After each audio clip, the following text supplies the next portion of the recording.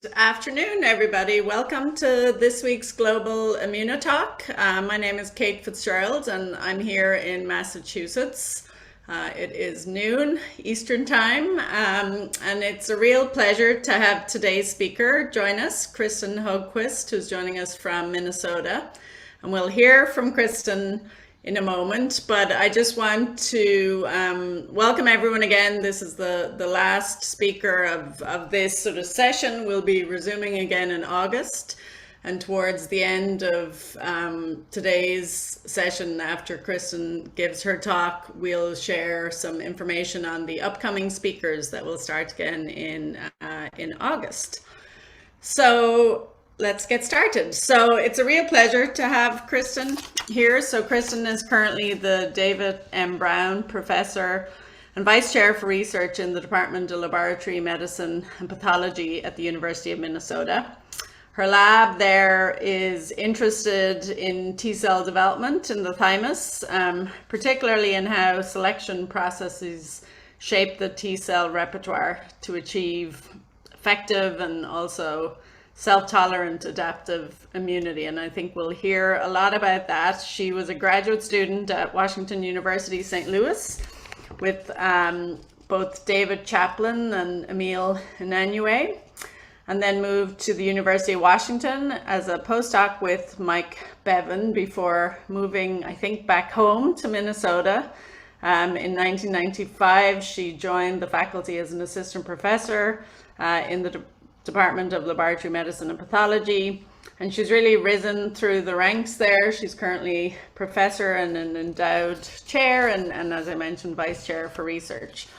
So I think we're going to hear a lot about Kristen's beautiful work over the years. She's widely published in really top tier journals, and her work has been recognized really with the highest honors in the fields. So very recently, just this past year, she was elected to the National Academy of Sciences, which is absolutely wonderful.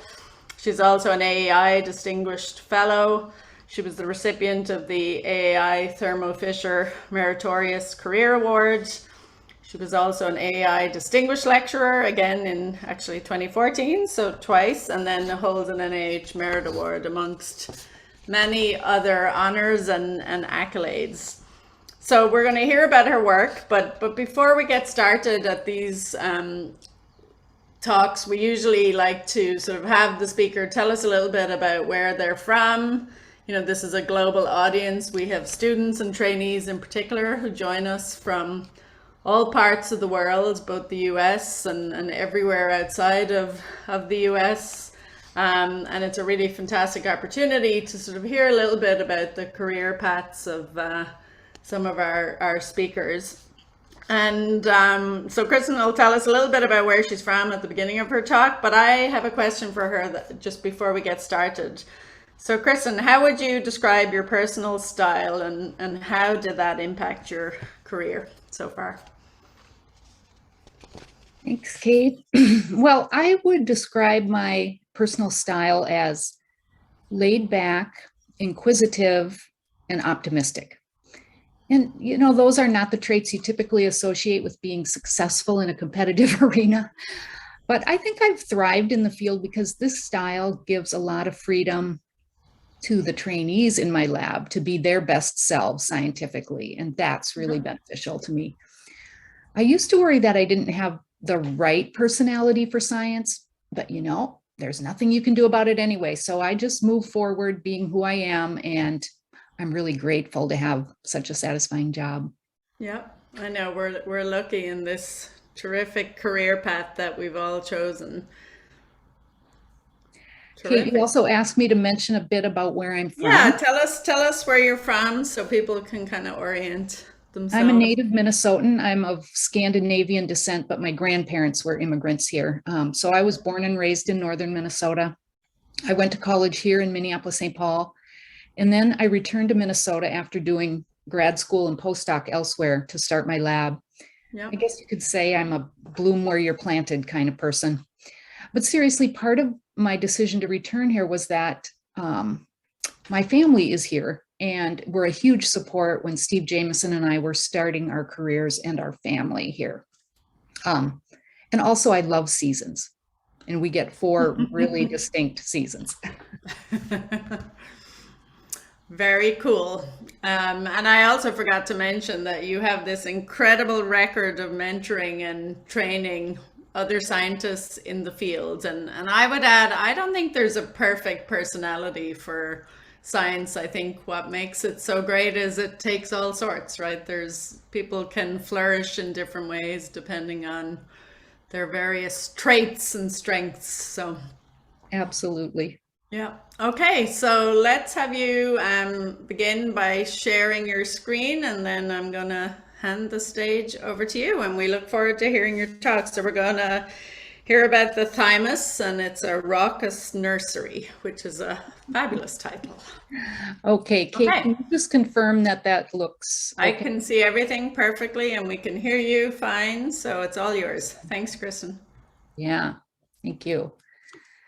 All right, so I am going to be speaking today on, oops, that's too far. There we go. On the thymus, which, as you know, is a specialized environment dedicated solely to the process of developing T cells. It's a T cell nursery, if you will. During T cell development, progenitors commit to the T cell lineage. They undergo T cell receptor gene rearrangements, and once they express a surface T cell receptor, they undergo a series of selection steps to ensure that the repertoire is both functional and safe. And prominent amongst these selection steps are, of course, the ones that lead to T cell tolerance of self. And 2 major processes contribute. Clones with either class 1 and class 2 restricted T cell receptors can undergo clonal deletion when they specifically recognize self-antigens, whether they've undergone positive selection or not. So this can happen in the cortex, and a lot of it does, or the medulla of the thymus. The second process is Treg induction, and that happens to clones with class 2 restricted T cell receptors that have undergone positive selection in the cortex and have migrated into the medulla. And when they recognize self-antigens in the medulla, then they upregulate FOXP3 and become a Treg.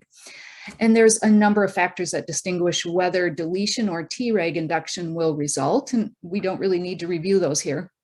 But it's obvious that self-antigens must be displayed in the thymus to elicit either of these responses. So how is it that the entire self-antigen universe is displayed in the thymus for purposes of tolerance? And of course, the most well-studied process involves the transcriptional regulator AIR. And many of you are familiar with this, but let me just briefly review. There are many proteins in the body that are only expressed in one or a few tissues. AIR is expressed exclusively in the thymus, and it de-represses the expression of the genes encoding these proteins so that they'll be expressed in the thymus, and you can have resulting clonal deletion and Treg induction to peptides that are processed and presented from those proteins. And of course, in the absence of AIR, then we get multi-organ autoimmune disease. But the question I'd like us to focus on today is, how does the thymus achieve tolerance to the transient self-antigen universe? For example, you experience a local infection that results in an interferon response, which upregulates hundreds of interferon-stimulated genes. How are we tolerant to those? Or you have an adaptive immune response that results in a germinal center response amongst B cells, and B cells really change the way they process and present antigens during the germinal center response. So how are you tolerant to those self-antigens? Or you have a transient type 2 immune response that promotes wound healing or host defense disease tolerance during allergic responses. And that causes dramatic gene expression changes primarily in epithelial tissues. So all of these, involve dramatic, albeit transient, changes in gene expression profiles, and how are we tolerant to them? And I think this is a really important issue because pattern recognition receptor and cytokine signaling, when they happen during innate and adaptive immune responses, are well known to alter the antigen processing and presenting capabilities of professional ABC, like dendritic cells and B cells. For example, they upregulate MHC class 1 and 2. They change the composition of endosomal proteases and the autophagosomes for class 2 and the proteasome for class 1, and they alter peptide editor gene expression. And we know from many, many studies that these processes enhance the presentation of bacterial and viral epitopes for dendritic cells. And they also enhance the presentation of BCR-captured antigens for B cells. But these processes also alter the specificity of the self-peptides that are displayed. And again, we know these from many studies in the literature. But I'd like to show this brief report from Sebastian Joyce's lab, where he studied the displayed peptidome before and after vaccinia infection. So here is the display of viral peptides in blue by 5 different class 1 molecules before and after vaccinia infection. And that was remarkably efficient because up to 25% of these peptides being displayed now are derived from the virus. And so that we think is the purpose of all these inflammation-induced changes. But a remarkable observation he made was that up to 60% of the background self-peptides, these are the wedges in purple, have also changed. So these are peptides derived from proteins that weren't displayed prior to vaccinia infection and are displayed after. So how do we achieve immune tolerance to these changes in the peptidome? That happened during transient immune responses. And because these infections occur repeatedly, one might expect them to prime powerful autoimmune responses if the T cell repertoire were imperfectly educated or tolerized to them. So to begin with, we'll discuss interferon responses. And this is a work that was done by 2 graduate students in the lab, Thera Lee and Oscar Salgado Barrero. So the production of interferons in the thymus is something that my lab became interested in about 5 years ago when we were doing transcriptional analysis of developing thymocytes. And we noticed that as thymocytes went through maturation, they acquired a very distinct, so what we call interferon signature. So you can see here's a handful of classic interferon stimulated genes that we found were upregulated in maturing thymocytes. These actually are responding to interferon because their expression was abrogated in IFNA, or interferon alpha receptor knockout mice. So it seems that developing T cells are exposed to interferon. It doesn't really change their maturation per se. When we look with a lot of different maturation markers, their function is relatively normal in IFNAR knockout, and they seem to emigrate from the thymus well. But for example, this surface molecule QA2 has long been used as a maturation marker in the thymus. And in fact, it's an ISG. Its expression is dependent on interferon receptor in T cells, and we showed that was intrinsic.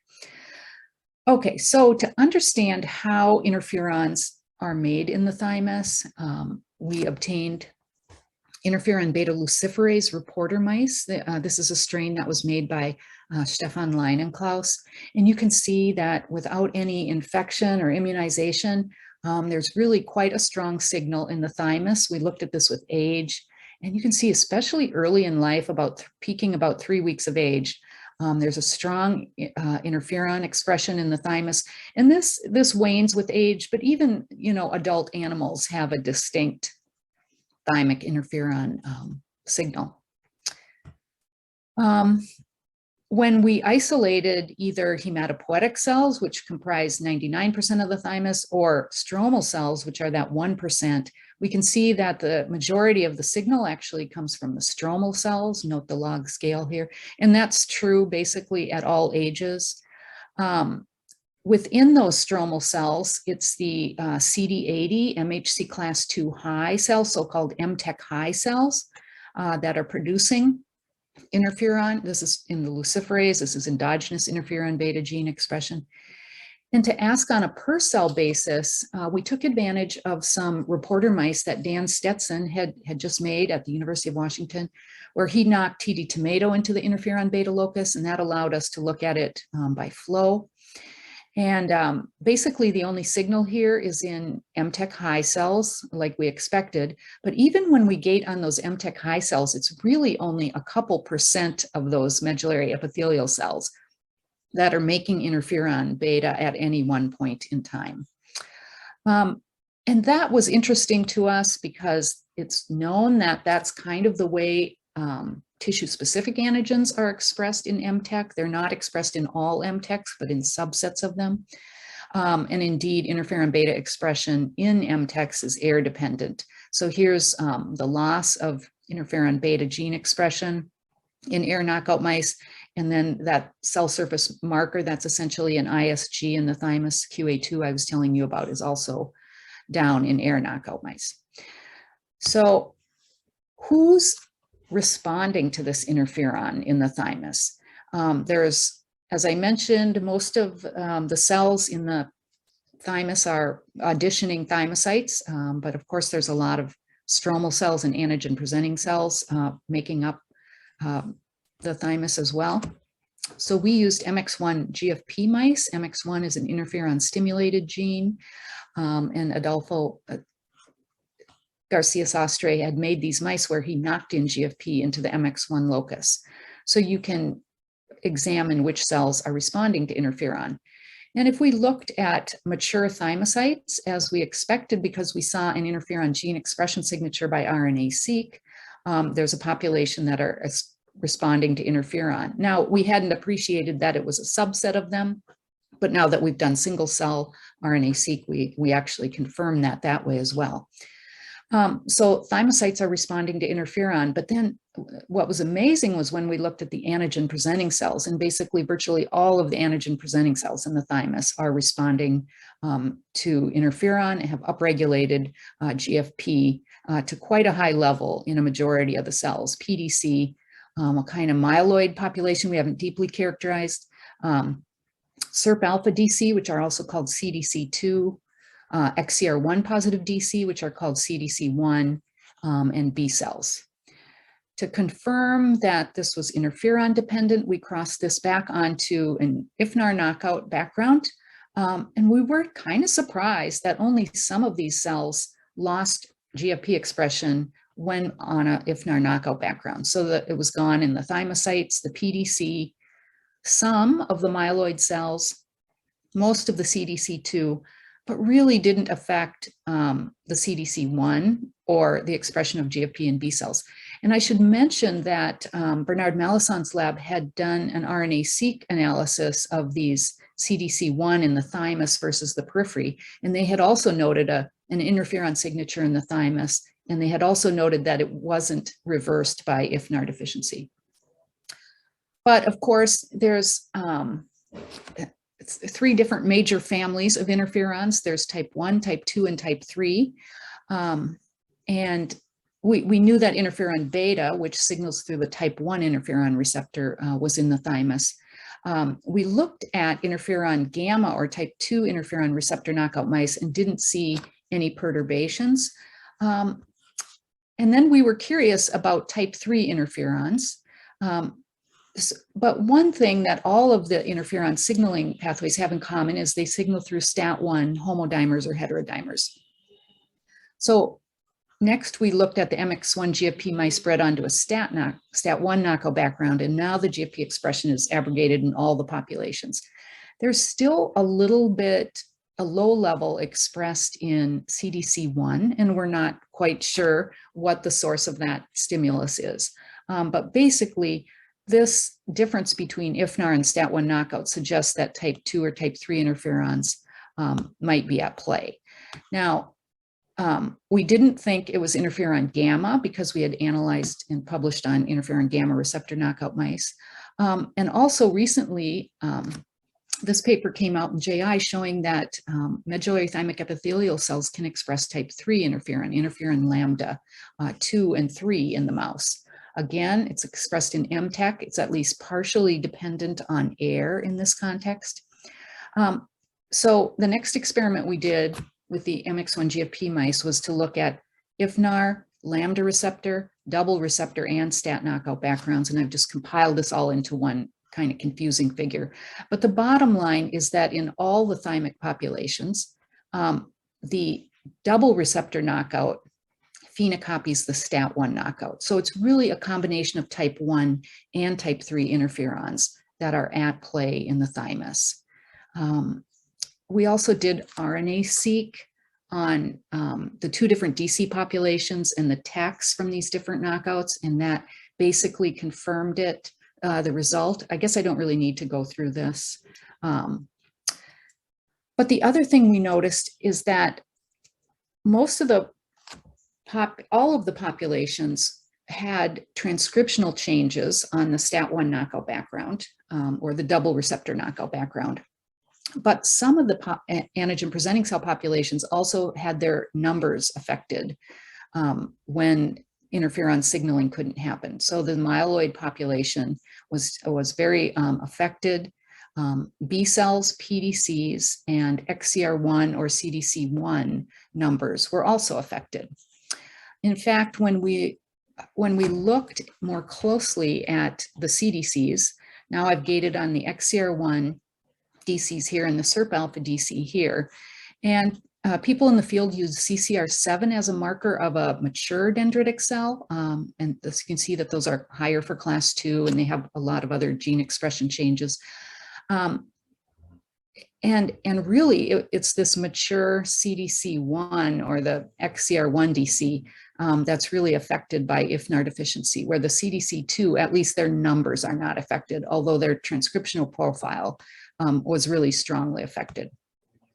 So what we think is going on is that thymic epithelial cells are making type 1 and type 3 interferon. It's acting on antigen presenting cells in the medulla, like dendritic cells, increasing the expression of hundreds of interferon stimulated genes, but also changing dendritic cell maturation and antigen processing and presentation genes. In fact, you know that a number of ISG are related to antigen processing and presentation, like the immunoproteasome or proteasome subunits, etc. So we think that this is very likely changing the displayed peptidome in the thymus, and so we wanted to know if this was impacting T cell tolerance. So the first thing we did was use Cre as a model antigen. So we had MX1 Cre mice. So in these mice, Cre is expressed in an interferon-dependent manner in the thymus, and that's actually been previously shown in an older publication in the JI. So we got Cre IAB tetramers from Jim Moon, and we immunized mice with this Cre peptide plus CFA, and then use these tetramer enrichment methods to enumerate the cells. And compared to wild type mice, we saw a deletion of the T cell response in MX1 Cre mice, and we also saw an increased frequency of Tregs. So we think that in the thymus, ISG are self-antigens, and there's deletional and Treg tolerance to them, or there can be. Now, to ask about the polyclonal situation, we did this transfer approach to assessing tolerance, where we harvested CD4 T cells, naive CD4 T cells from wild type or interferon beta knockout mice. Now, we couldn't use STAT1 knockout or IFNAR receptor knockout mice here because that would impact the T cells. So really, the best we could do was use interferon beta knockout mice. And we transferred them into unimmunized syngeneic recipients that were, or congenic, I should say, were SJL. And then we looked at whether there was any proliferation in response to self-antigens over the next 10 days. And in this kind of situation, even wild type cells have a very low level of proliferation, so we're normalizing it to that low level of proliferation. And you can see whether the cells come from the wild type T cells or come from the interferon beta deficient mouse. They proliferate about the same. This is comparing the open circles in black to the open circles in blue. But then we did a modification of this experiment where we injected poly-IC into the recipients so they would make an inflammatory response, and we think just, upregulate some of those self-antigens that are coming from ISG. And now we can see in the interferon beta knockout, there's a distinct response in the recipient that was immunized with poly-IC, but not when the T cells came from wild type mice. So we think this suggests that there is tolerance to natural interferon stimulated genes that's caused by interferon beta expression in the thymus. Now, to explore that possibility more deeply, Maud Ashby, a graduate student in the lab, has been doing repertoire analysis. So I should just acknowledge that when we started these experiments, we were focused on type 1 interferons. Over time, we've come to realize that type 3 interferons are equally as important. And now she's repeating all of these experiments with the double receptor knockout mice. But so far, she has really nice data on just the IFNAR knockout.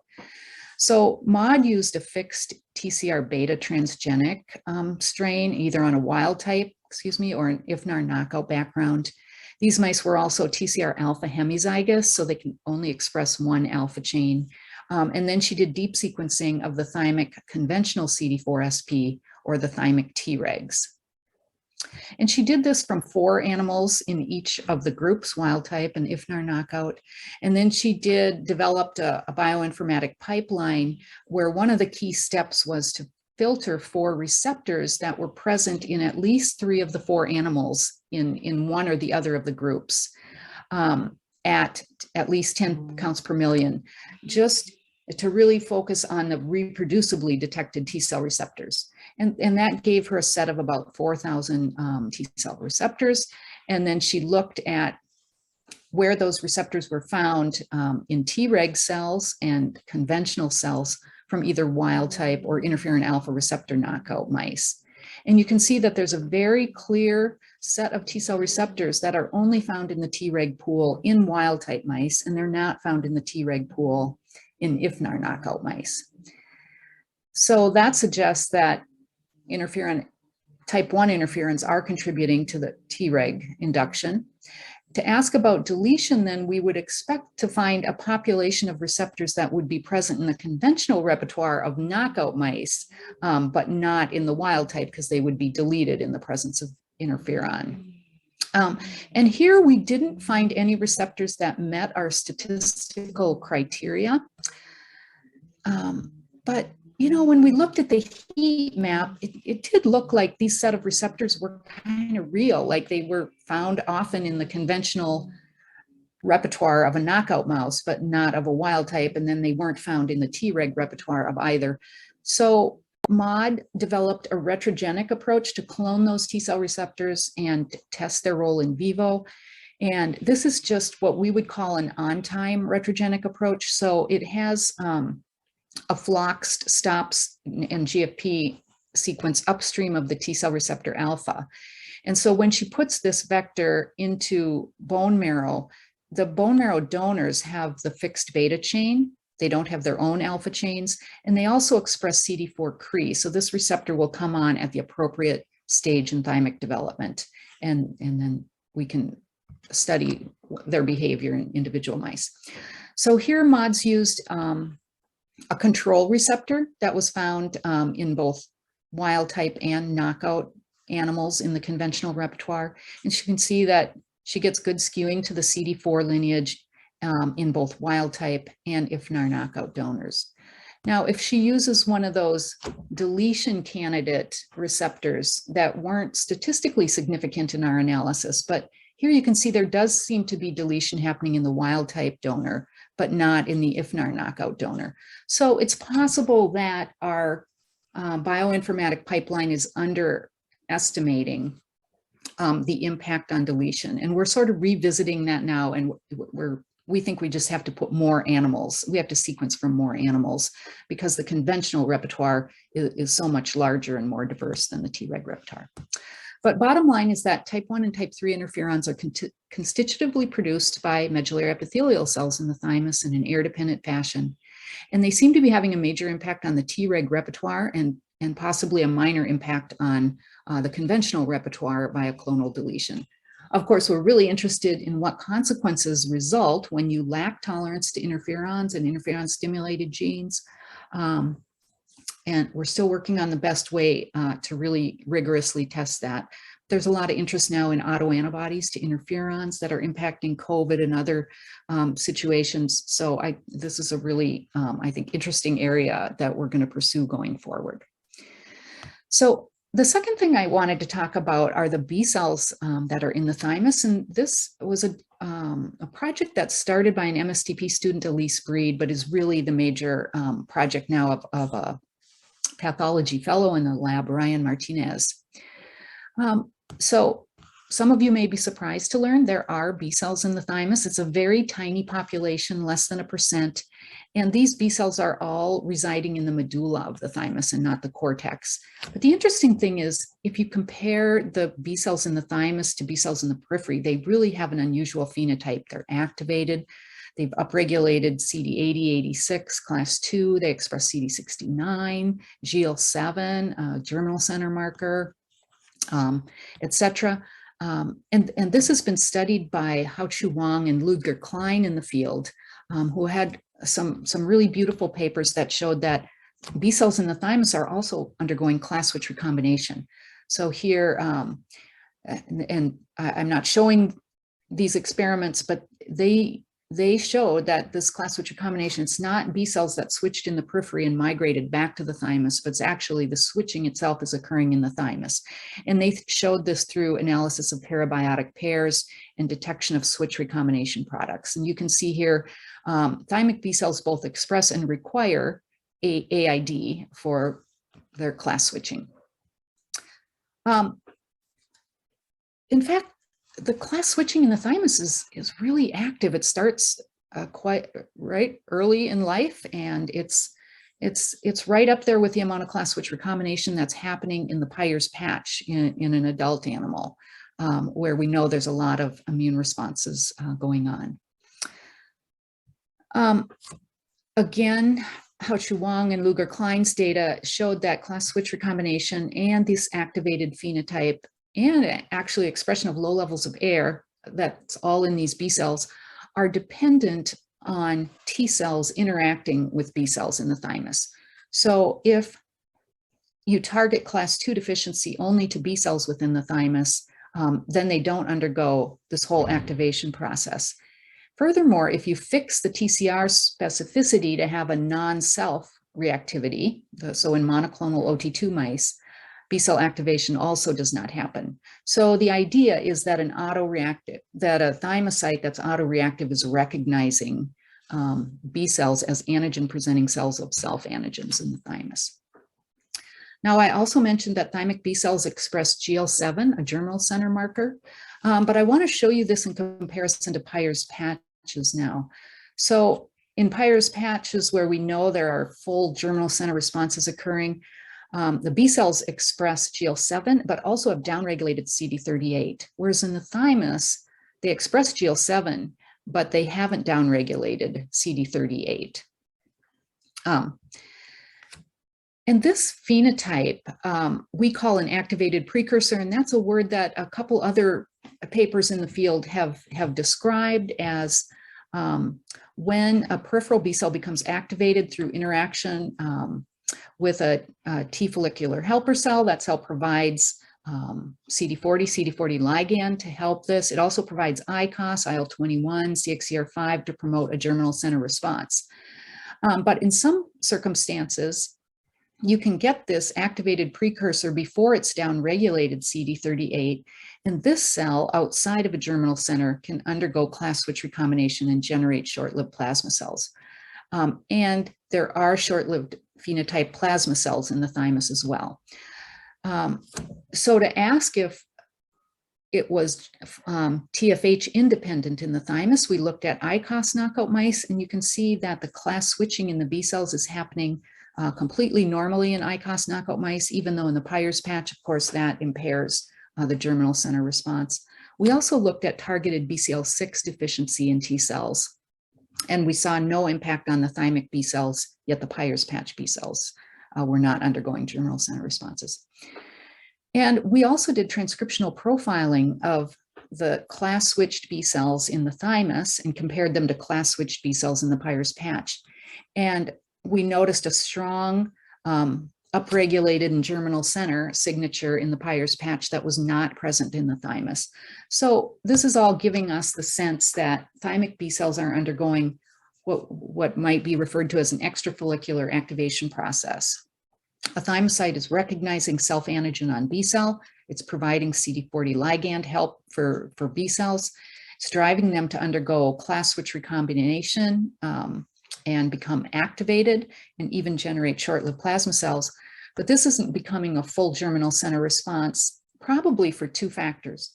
for two reasons. One is that instead of becoming a TFH, the cell is going to undergo apoptosis because it's an immature thymocyte that's self-reactive. But the other reason is we're not really sure that the B cell receptor is involved in this activation process. Ludger-Klein had showed that mice with a fixed non-self-specific, a HEL-specific B cell receptor in the absence of HEL still completely undergo this activation and class switch recombination process. So probably they're not getting stimulation through the B cell receptor, although I think that needs to be addressed more definitively in the future.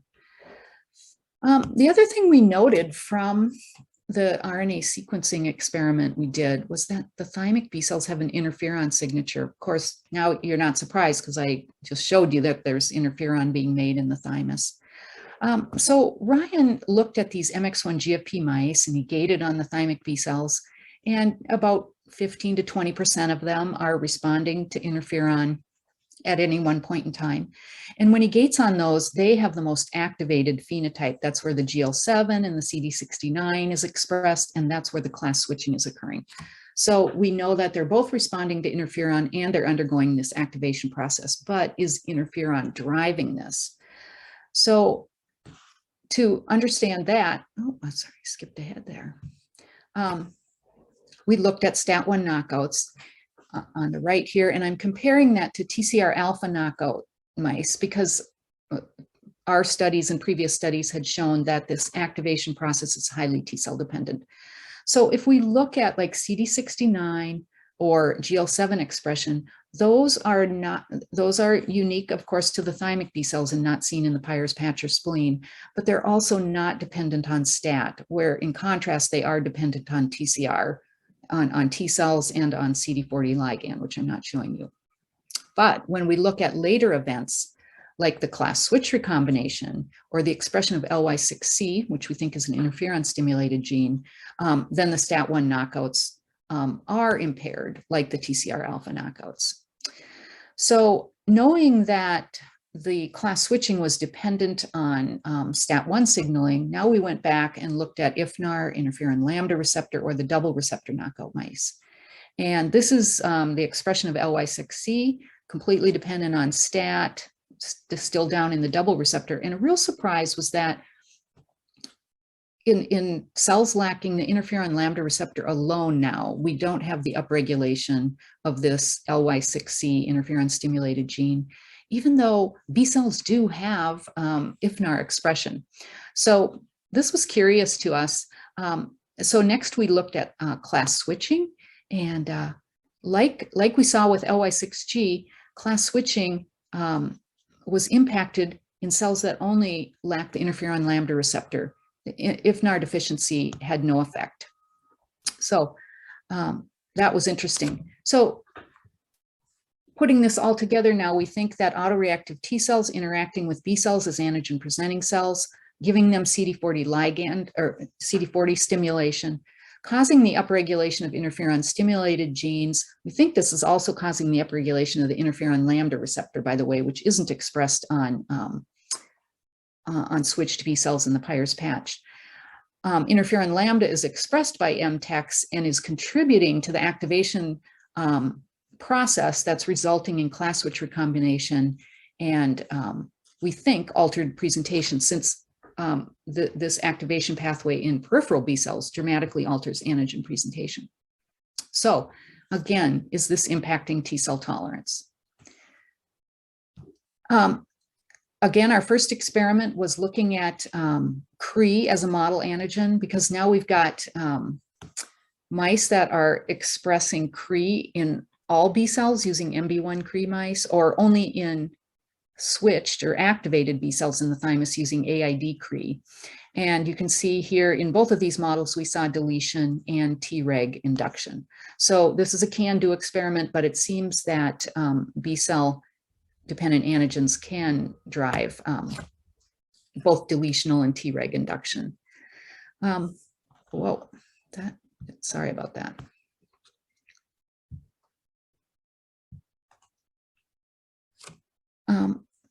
So it had been previously reported that mice lacking all B cells, and I believe this was looked at in mu-MT mice, had a reduction of Tregs, and it had an increase in numbers of SP, also suggesting that B cells are influencing clonal deletion and Treg induction in the thymus. So here now we're just repeating that analysis, but with a different B cell deficiency using MB1 null mice. And you can see there is the same reduction of Treg cells in the thymus, and yet there's an increase in the proportion and number of naive CD4 SP, suggesting a deletion effect, and that's not seen in CD8 single positive cells.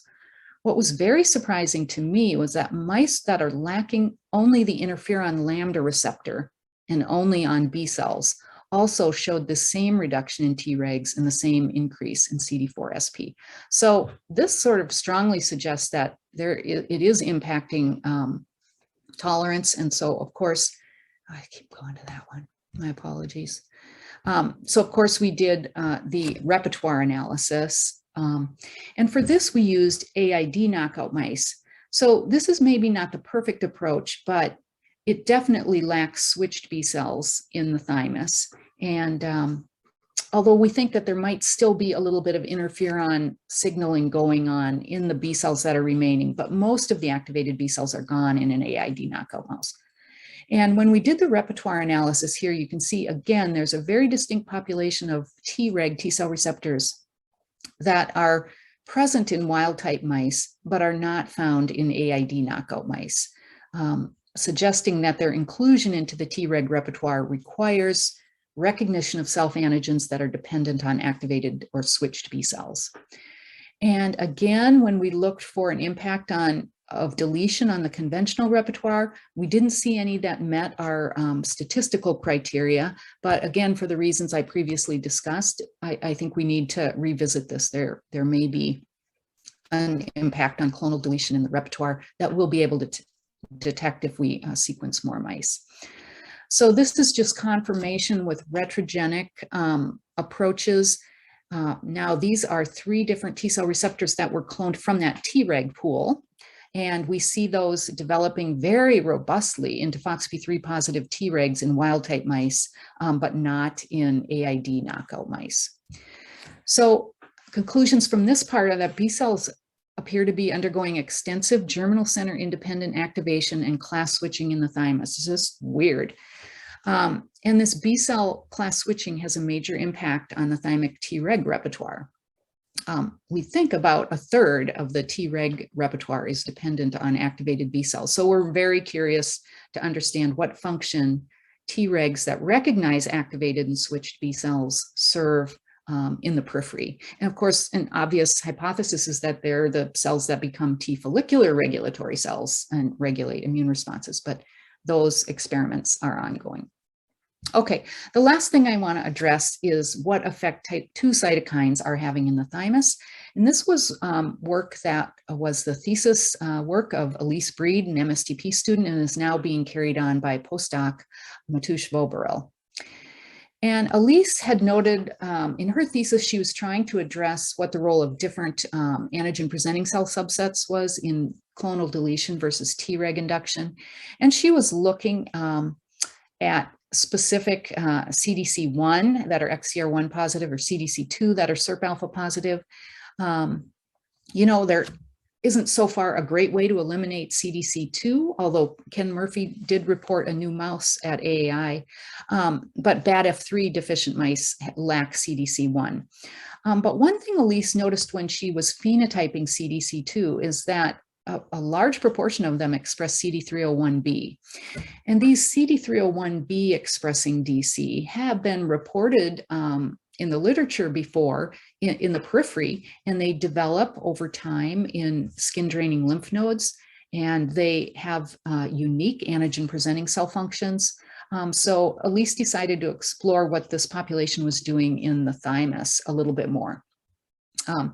She started with transcriptional profiling, and you can see principal component analysis. This is comparing CDC1 to CDC2 that either are CD301B positive or negative. And they're very distinct. And this is shown on a heat map over here. These are the CDC1 unique genes, CDC2 301B positive and 301B negative.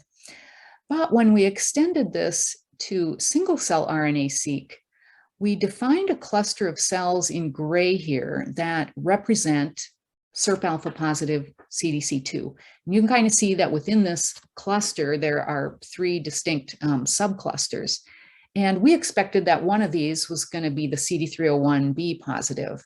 But in fact, CD301B, which is encoded by the MGL2 gene, is expressed in all the CDC2.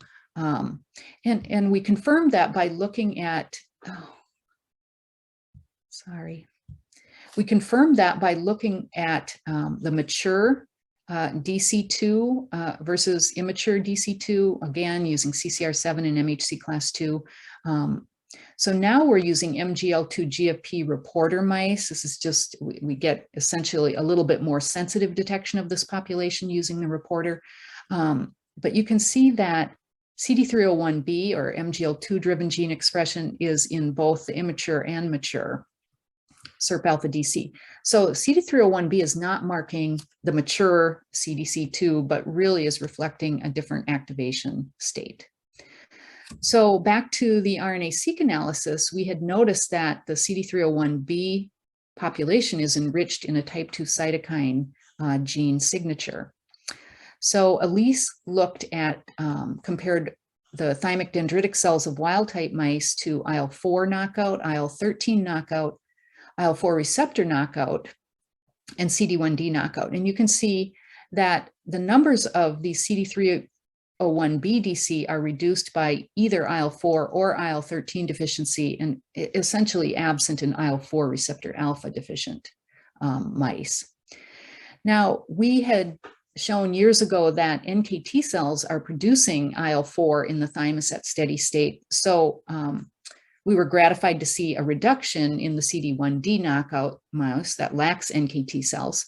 But we think they're not making IL-13. We think that MTECs are providing the IL-13. So really the complete deficiency is when you lack both IL-4 and IL-13.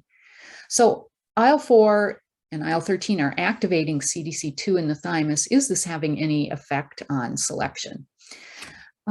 So again, using a model antigen, in this case, our reporter mouse has GFP and not CRE, so we got IAB GFP tetramers from Mark Jenkins, and we immunized mice, and we saw a very profound deletion when GFP was only expressed in the CD301B subset.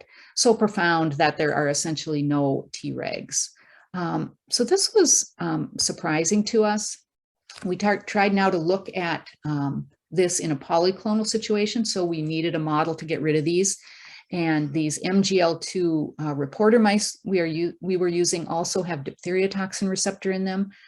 So we can inject diphtheria toxin, and we reduce the number of total DCs. We have no impact on CDC1, and we have a pretty good impact on CDC2, but there are the CD301B negative CDC2 remaining. So we're not getting rid of all of the SERP alpha DC, just these IL-4 activated ones. And we're not having an effect on the numbers of other antigen presenting cells in the thymus. So now Elise did an experiment where she did a 9-day treatment with diphtheria toxin every other day. And then she used an assay that she had previously published, could detect clonal deletion in the polyclonal repertoire by measuring active caspase 3 in medullary or cortical thymocytes that had been receiving strong TCR signaling. And this paper showed very nicely that this is an accurate assay for detecting clonal deletion.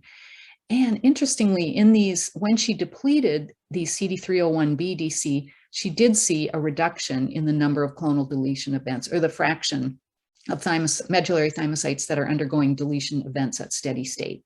She didn't see any impact on the numbers of Tregs. And this looks like kind of a small effect, I realize that, but I wanted to show you these controls just for a framework. So air deficient mice, which we know have a real defect in clonal deletion to tissue-specific antigens, thousands of them. This is what the the effect looks like with this assay in those mice. And also when you deplete, for example, all PDC or all CDC1, with this assay, you basically see no effect, even though we know that these antigen presenting cells are contributing to deletion. They just may not be doing it in a non-redundant fashion like these CDC2 are. Okay, so next then we wanted to again study the repertoire, and for this we treated neonatal mice with diphtheria toxin every other day for 3 weeks, and then we isolated the thymic CD4 SP or the Tregs, did the deep sequencing. This is all on the Tickley beta background as well. Now, to our surprise, we saw very little impact on the Treg repertoire, even though we know that this approach is very sensitive for detecting changes in the Treg repertoire. Instead, now we see statistically significant changes in the conventional repertoire, which suggests that there's clonal deletion.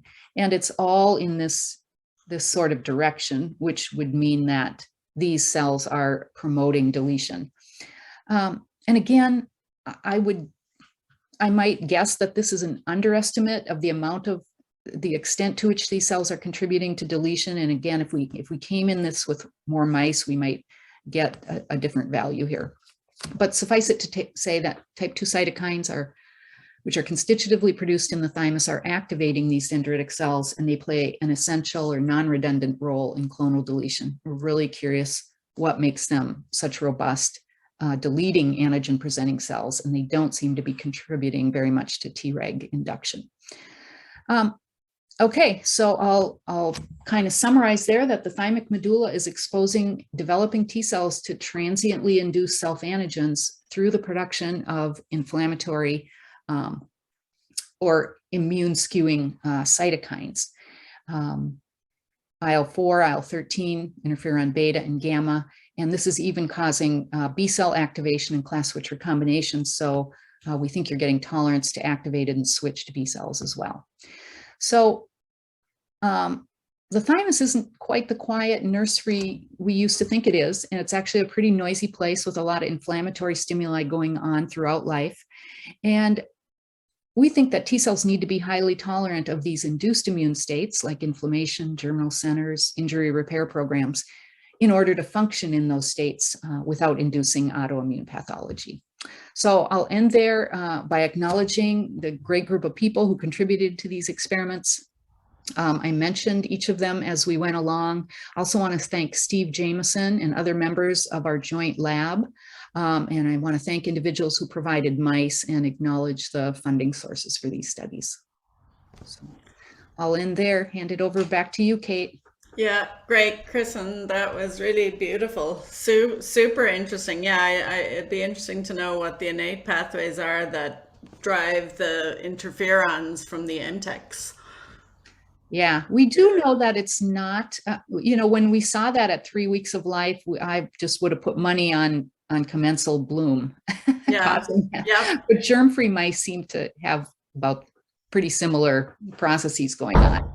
So, and we haven't completely evaluated endogenous retroviruses Yeah, yet. that's kind of what I was thinking, something like that, or DNA damage. No effect of the sting knockout mouse. Yeah, yep, cool.